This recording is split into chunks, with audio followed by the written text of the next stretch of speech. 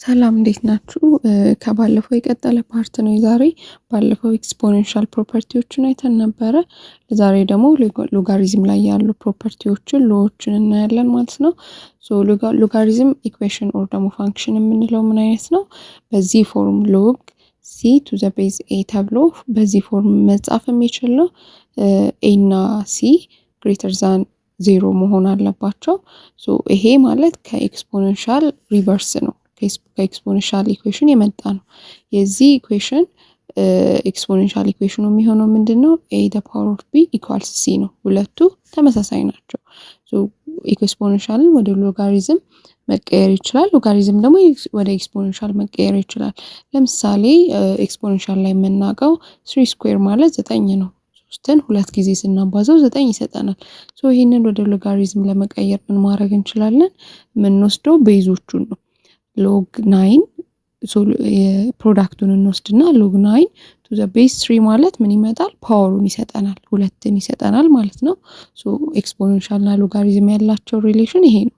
ለምሳሌ 16 ቱ ዘ ፓወር ኦፍ 1/2 ኢኳልስ 4 ተብሎ ቢሰጠን ሎጋሪዝሙ እንዴት ይሆናል? እስኪ እናንተ ሞክሩትና ኮመንት ላይ ጻፉልኝ።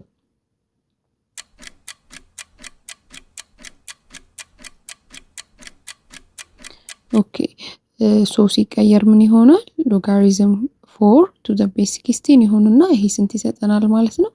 ሃፍ ይሰጠናል ማለት ነው። 1/2 ሁለቱ ሪቨርስ ናቸው ማለት ነው። አንዳንዴ ደግሞ ጥያቄ ላይ ምን ሊሰጠን ይችላል?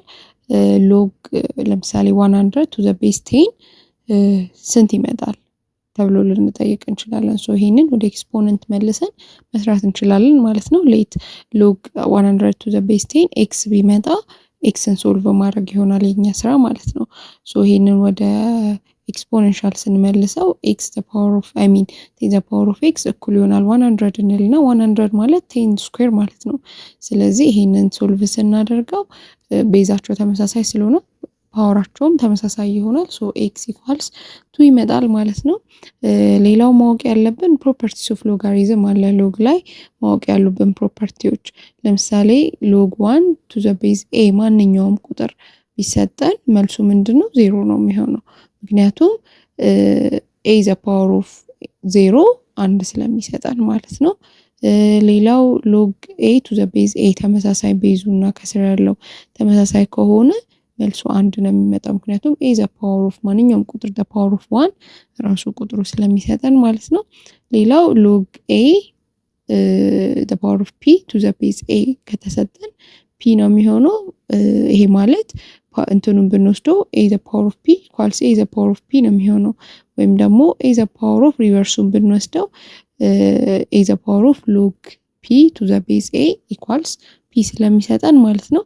የመጨረሻው ፕሮፐርቲ ሎግ ኤኒ ነምበር ኤም ቱ ዘ ቤዝ ኤ ከማን ጋር እኩል ነው? ሎግ ኤን ቱ ዘ ቤዝ ኤ። አሁን ቤዛቸው ተመሳሳይ ሆኖ ሎግ ላይ ያሉት ቁጥሮች ኤም እና ኤን የግድ እኩል ይሆናሉ ማለት ነው። ቤዙ ተመሳሳይ ከሆነ ቁጥሮቹም እኩል መሆን አለባቸው። ኤም እና ኤን እኩል ናቸው ማለት ነው። ሌላው ሎዎች አሉ። ልክ ኤክስፖኔንሻል ላይ እንዳየናቸው ሎግም ላይ የምናያቸው ሎዎች አሉ ከኤክስፖኔንሻል ጋር። አንዳንዶቹ ሲሚላር ናቸው። ለምሳሌ የመጀመሪያውን ስናይ ሎግ ኤም ታይምስ ኤን ቱ ዘ ቤዝ ኤ ከተሰጠን ምን እናደርገዋለን? ማባዛት ነው የነበረው። ወደ ምን ይቀየራል? ወደ ሰም ወደ መደመር ይቀየራል ማለት ነው። ሎግ ኤም ቱ ዘ ቤዝ ኤ ፕላስ ሎግ ኤን ቱ ዘ ቤዝ ኤ ይሆናል ማለት ነው። ልክ እንትን ላይ እንዳየነው ኤክስፖኔንሻል ላይ እንዳየነው። ሁለተኛው ደግሞ ሎግ ኤም ዘ ፓወር ኦፍ አር ቱ ዘ ቤዝ ኤ ኢኳልስ ይሄ ከምን ጋር እኩል ነው? ፓወሯ ምን ትሆናለች? ወደ ኮፊሸንት ትመጣለች አር ማለት ነው። አር ታይምስ ሎግ ኤም ቱ ዘ ቤዝ ኤ ይሆናል። ይሄ ግን ይቺ አር ፓወሯ የኤም ብቻ ከሆነ ነው። ሆል ሎጋሪዝሙን ፓወር ካደረግነው ግን ከዚህ ጋር ተመሳሳይ አይደለም፣ ይለያል ማለት ነው። ይሄ ፕሮፐርቲ የሚሰራው የኤም ፓወር ብቻ ከተሰጠን ነው ማለት ነው፣ የቁጥሩ ብቻ። ሌላው ሶስተኛው ሎግ ቅድም ማባዛት አይተናል። ማካፈል ሲሆን ደግሞ ሎግ ኤም ኦቨር ኤን ቱ ዘ ቤዝ ኤ ከሆነ ማካፈል ሲሆን መቀነስ ይሆናል ማለት ነው። ሎግ ኤም ቱ ዘ ቤዝ ኤ ማይነስ ሎግ ኤን ቱ ዘ ቤዝ ኤ ይሆናል ማለት ነው። አራተኛው ሎግ ኤም ቱ ዘ ቤዝ ኤ ማለት ሶልቭ ስናደርግ የምንጠቀምበት አንደኛው ሎ ነው። አንድ ቁጥር ራንደምሊ ፒክ እናደርግና ለመስራት የሚያመቸንን ሎግ ቢ ቱ ዘ አይ ሚን ሎግ ኤም ቱ ዘ ቤዝ ቢ ኦቨር ሎግ ኤ ቱ ዘ ቤዝ ቢ አድርገን አንድ ኮንስታንት ቁጥር ወስደን እንሰራለን ማለት ነው። ሌላው ሎጋሪዝም ላይ ኮመን ሎጋሪዝም የምንለው አለ። ኮመን ሎጋሪዝም የምንለው ምንድነው? ቤዙ ቴን የሆነ ሎጋሪዝምን ኮመን ሎጋሪዝም እንለዋለን። ሲጻፍም ቱ ዘ ቤዝ ቴን ተብሎ ላይጻፍ ይችላል። አልተጻፈም ማለት ቴን ኮመንሊ ትታወቃለች ማለት ነው። ሶ ሎግ ኤ ከተባለ ቤዙ ቴን ነው ማለት ነው። ስለዚህ እንደዚህ አይነት ሎጋሪዝም ፕሮፐርቲዎች አሉ።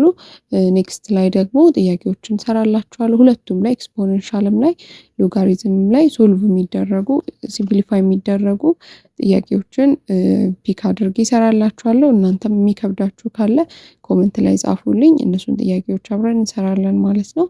ስቲል ያልገባችሁ ነገር ካለ ኮመንት ላይ አሳውቁኝ። ቻናሉን ሰብስክራይብ ማድረግ እንዳትረሱ። ቪዲዮውን ላይክ አድርጉ። መልካም ጊዜ